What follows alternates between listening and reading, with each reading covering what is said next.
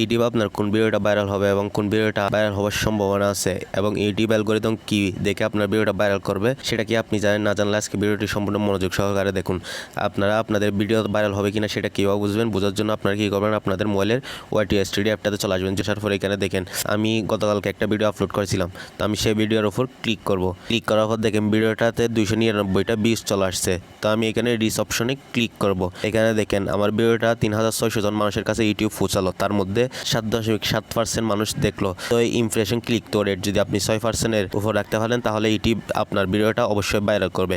আর আপনাদের ভিডিওটা অবশ্যই এভারেজ ডিউরেশন অবশ্যই ঠিক রাখতে হবে। ধরেন আপনার ভিডিওটা 3 মিনিটের, তার মধ্যে যদি আপনার ভিডিওটা মানুষ 35 সেকেন্ড বা 30 সেকেন্ড দেখে বের হয়ে যায় তাহলে মনে করবেন আপনার ভিডিওটা ইউটিউব ভাইরাল করবে না। তো আপনাদের যদি ইমপ্রেশন ক্লিক তো রেট এবং এভারেজ ডিউরেশন ঠিক থাকে তাহলে আপনি মনে করবেন আপনার ভিডিওটা ভাইরাল হবে। আশা করি ভিডিওটা বুঝতে পারছেন। ভিডিও ভালো লাগলে অবশ্যই লাইক করুন, শেয়ার করুন। পাশে থাকার চ্যানেল নতুন হলে অবশ্যই সাবস্ক্রাইব করুন। ধন্যবাদ সবাইকে। আল্লাহ হাফেজ।